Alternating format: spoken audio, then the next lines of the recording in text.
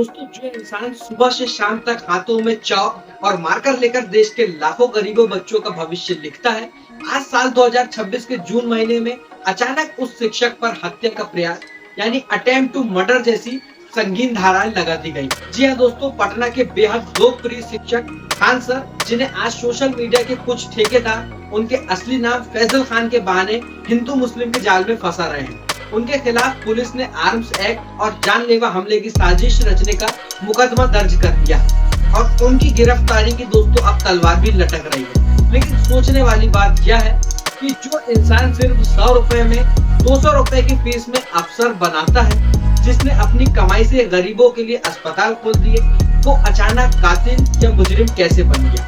क्या यह वाकई कानून की कार्रवाई है या फिर पटना के 1000 करोड़ के उन कोचिंग माफियाओं की आपसी दुश्मनी, जिसमें एक शिक्षक को फंसाने के लिए चक्रव्यूह रचा गया? आज बेधड़क भारत पे मैं दोस्तों बिना किसी भ्रामक खबरों के पटना पुलिस की एफआईआर और कोर्ट की चार्जशीट के जरिए कोर्ट की चार्जशीट के आधार पर इस पूरे पटना कोचिंग बार का वो असली सच आपके सामने रखूंगा, जो हमारे देश का गोदी मीडिया, बिकाऊ मीडिया आपको कभी भी नहीं दिखाएगा। इस वीडियो का एक एक सेकंड दोस्तों बहुत ध्यान से देखिएगा। इस पूरी कहानी की गुत्थी को समझने के लिए हमें थोड़ा पीछे जाना पड़ेगा। 2 जून 2026 की रात को मुसल्लमपुर में दोस्तों जाना होगा। खान सर के कोचिंग इंस्टीट्यूट खान ग्लोबल पर अचानक 15 से 20 नकाबपोश गुंडों ने हमला कर दिया। उन्होंने वहां पत्थरबाजी की, पोस्टर्स फाड़े और खान सर के एक सुरक्षा कर्मी का सर बेरहमी से फाड़ दिया। अब आप ये चीज खुद सोचिए कि रात के 10 बजे अगर किसी शिक्षण संस्थान पर ऐसा जानलेवा हमला हो तो वहां मौजूद लोग क्या करेंगे? खान सर के 2 प्राइवेट गार्ड्स ने अपनी और संस्थान की जान बचाने के लिए हवा में गोलियां चलाई, जिसे कानून की भाषा में राइट्स सेल्फ डिफेंस यानी आत्मरक्षा का अधिकार भी कहा जाता है। ये चीजें दोस्तों उस कोचिंग क्लासेस के बाहर हुई।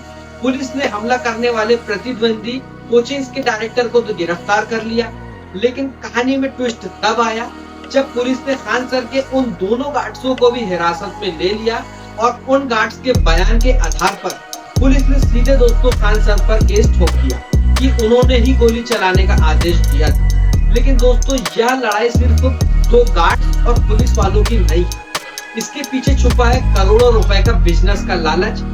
खान सर का सबसे बड़ा गुनाह क्या है?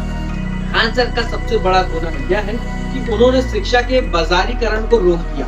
जहां बाकी कोचिंग हजारों लाखों रुपए फीस लेती हैं, वही खान सर दोस्तों सिर्फ कुछ 100 रुपए में ही पढ़ाते हैं, कुछ बच्चों को तो फ्री में ही पढ़ाते हैं।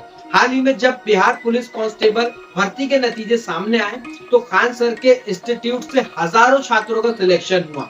इसी कामयाबी और कम फीस के मॉडल से पटना के बाकी कोचिंग माफियाओं के दोस्तों पेट में दर्द होने लगा। उनके धंधे बंद होने की कगार पर आ गए और इसी जलन और दुश्मनी के चलते खान सर के खिलाफ यह पूरा ताना बाना बुना गया ताकि ब्रांड खान सर को हमेशा के लिए खत्म किया जा सके। और सबसे शर्मनाक बात यह है कि इस बिजनेस की लड़ाई में हमारे देश का नफरती गोदी मीडिया और कुछ लोग उनके धर्म को बीच में ले आए। उनके असली नाम फैजल खान को उछालकर समाज में जहर घोलने लगे ताकि इस देश के छात्र धर्म के नाम पर आपस में बढ़ जाए। मैं दोस्तों कुछ सवाल करना चाहता हूँ।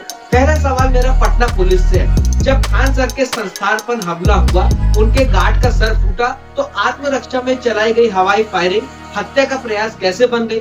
पुलिस ने रंजिश के तहत मामला करने वाले गुंडों को सह देने के बजाय एक शिक्षक पर गैर जमानती धाराएं कैसे लगा दी और क्यों लगा दी? दूसरा सवाल मीडिया के उन ठेकेदारों से है जो मीडिया कल तक खान सर की देशभक्ति की कस्में खाता था, आज उनका नाम फैजल खान सामने आते ही तुम्हारी डिबेट का एजेंडा हिंदू मुस्लिम क्यों हो गया? क्या इस देश में एक गुरु की योग्यता और उसकी अब उसका मजहब तय करेगी? तीसरा सवाल है देश के युवाओं से, आप कब तक इस नफरत की राजनीति का शिकार बनते रहेंगे?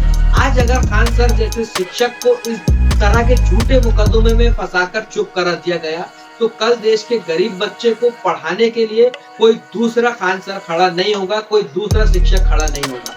दोस्तों खान सर कल भी भारत की गौरव थे और आज भी हैं और कल भी रहेंगे। उनका नाम अमित सिंह हो या फैजल खान, इससे उनके द्वारा जलाई गई जो ज्ञान की रोशनी है वो कम नहीं हो जाती। देश के युवा, देश के लाखों छात्र जो हैं वो आज भी उनके साथ चट्टानों की तरह सड़कों पर खड़े हैं। कानून को अपना काम करना चाहिए, लेकिन किसी भी शिक्षक कॉर्पोरेट रंजिश और धार्मिक नफरत का शिकार नहीं बनने दिया जाना चाहिए। किसी भी शिक्षक को इन सारी गंदी चीजों का शिकार नहीं बनने दिया जाना चाहिए। अगर आप भी मानते हैं कि खान सर निर्दोष है और शिक्षा का कोई धर्म नहीं होता है, तो कमेंट बॉक्स में #StandWithKhan Sir जरूर लिखिएगा और इस वीडियो को पूरे देश में शेयर कीजिएगा ताकि सच की यह आवाज बंद कमरे तक पहुंचे।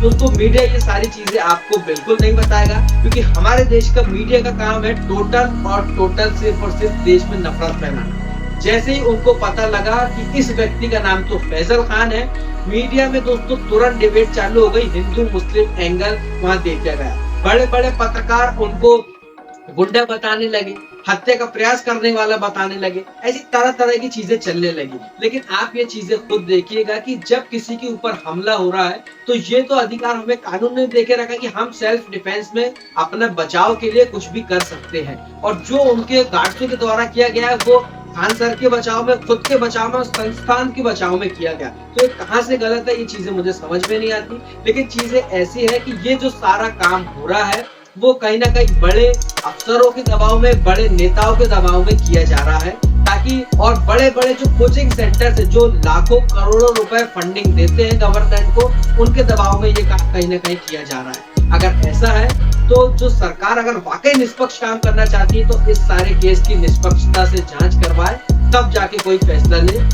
एक जो व्यक्ति जो 100 रुपए 200 रुपए में यहाँ के युवाओं को पढ़ा रहा है, उसके संस्थान से कई कलेक्टर, IPS, SP कई बन गए, पुलिस वाले कई कांस्टेबल बन गए, कई ऐसे बड़े बड़े SDM तहसीलदार की तो गिनती नहीं है। वो इंसान आज कैसे गलत हो सकता है, ये चीज आप सोचिएगा। जिन्होंने गरीबों के लिए अस्पताल बना दिया, 25 रुपए में उनके हॉस्पिटल में MRI होती है, जहाँ शहरों में 25 रुपए की चाय मिलती है, चाय के पैसे में दोस्तों उस व्यक्ति के हॉस्पिटल में MRI होती है। तो वो व्यक्ति आज अचानक से कैसे गलत हो गया, आज अचानक से कैसे उसके मजहब के नाम पर उसे ट्रोल किया जाने लगा, उसे जेल भेजने की तैयारियां की जाने लगी, ये आज के युवा को सोचना बहुत ज्यादा जरूरी है। अगर आप मेरी बात से सहमत होंगे तो वीडियो को लाइक कीजिएगा, शेयर कीजिएगा और वेद भारत को सब्सक्राइब करना नहीं भूलिएगा।